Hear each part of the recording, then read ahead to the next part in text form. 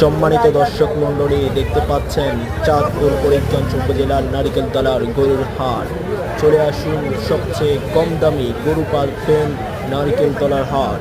আর মাত্র একদিন শুক্রবার চলে আসুন আপনারা সবাই, আমরা আছি আপনাদের সেবা।